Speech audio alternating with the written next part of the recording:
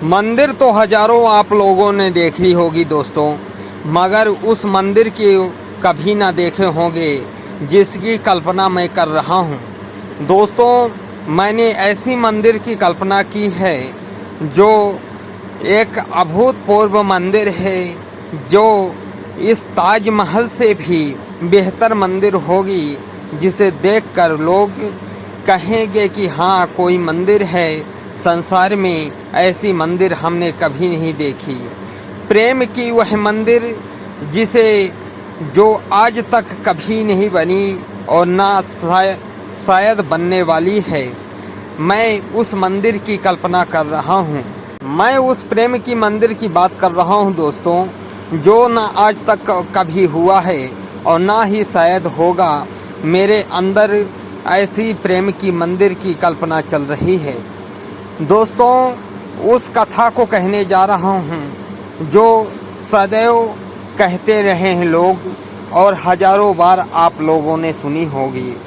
उस भारत और भगवान श्री राम की कथा को, जिसे सुनकर आत्मा मेरी तृप्त हो जाती है और मेरी आत्मा संतुष्ट हो जाती है। मैं कभी कभार ऐसी कथाओं को सुनता रहता हूँ और सुनकर ही मैं आप लोगों को कहता रहता हूँ।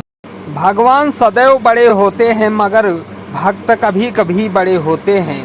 भक्त जब कभी बड़े होते हैं तो भगवान भी उनके सामने नतमस्तक होते हैं। दोस्तों, ये भरत की कहानी है, जिनके सामने भगवान भी नतमस्तक हो गए और संसार में ऐसे सारे महापुरुषों के जो शुद्ध कर्म थे, अच्छे कर्म थे, वो भरत में आकर सम्मिलित होकर भरत रूप में एक महान आत्मा को प्रकट किया, जिसके कारण आज भी एक राजगद्दी को कहा जा सकता है कि वो खड़ाऊं के बराबर, यानी अपने पैरों के नीचे पहनने वाले एक वस्तु के बराबर माना गया।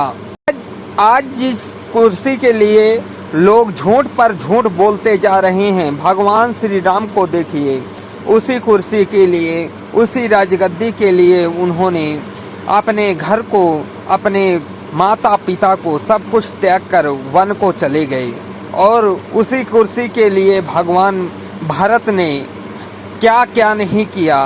भगवान राम के चरणों में आकर गिर गए और सारी अपने मन की व्यथा कह डाली और कहे कि हे प्रभु, यह कुर्सी मुझे नहीं चाहिए, जो कि आप इस कुर्सी के अधिकारी हैं और आप इस कुर्सी को ग्रहण कीजिए।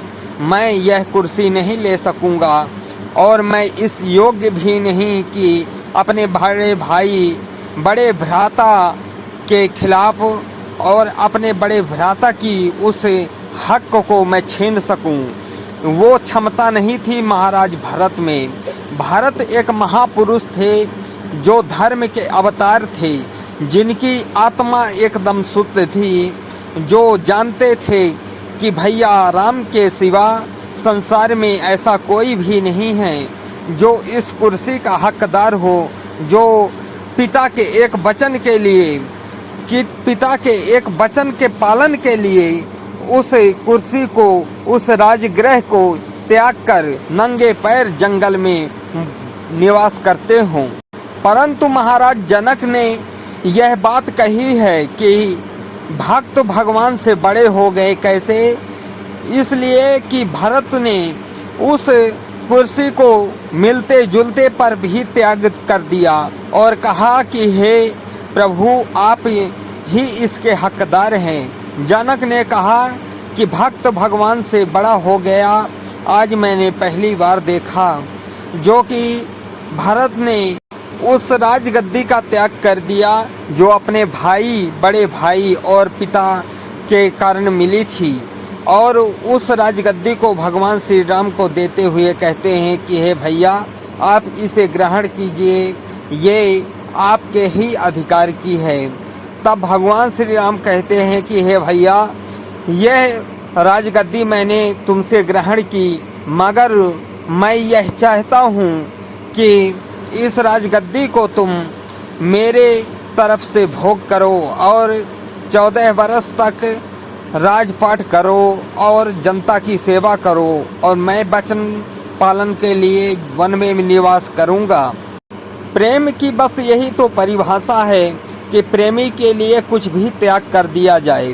भारत ने भी ऐसा ही किया और उन्होंने भगवान श्री राम की यह इच्छा तो पूरी की, परंतु उन्होंने भगवान राम से उनके चरणों की खड़ाहू मांग ली और नंदीग्राम में जाकर उन चरणों की खड़ाहू को राज सिंहासन में विराजमान करके यह कहते हुए कहा अपनी जनता को कि यह भगवान श्री राम की चरण पादुका है जो इस सिंहासन की हकदार है और मैं इनका सेवक हूँ, इनके चरणों का सेवक हूँ, इसलिए मैं इनके इच्छा के अनुसार इस राजपाट को संभालूंगा।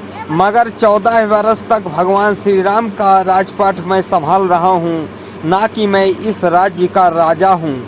मैं बस इसीलिए तो कहता हूँ कि नंदीग्राम में ऐसे प्रेम की मंदिर बनना चाहिए जो भगवान श्री राम के अवध की मंदिर से खूबसूरत हो और सुंदर हो, जो कि जिसे देखकर आदमी मनुष्य लोग यह आत्मा में तृप्त हो जाएं कि धन्य है भाई भाई का प्रेम जो कि सदैव अमर रहेगा। ऐसा प्रेम कभी भी ना देखा है न कभी देखेंगे।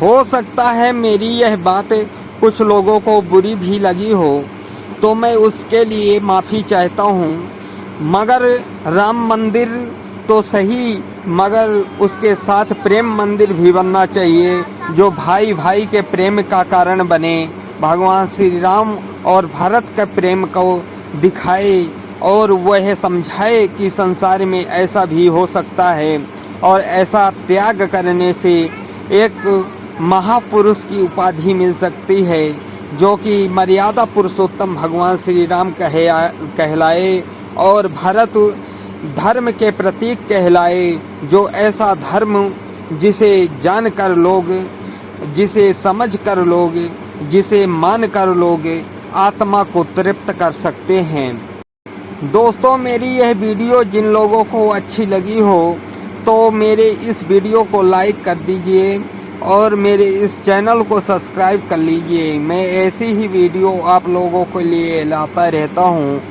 मैं अपने मन की संतुष्टि के लिए ऐसी वीडियो लाता हूँ। दोस्तों, जय श्री राम।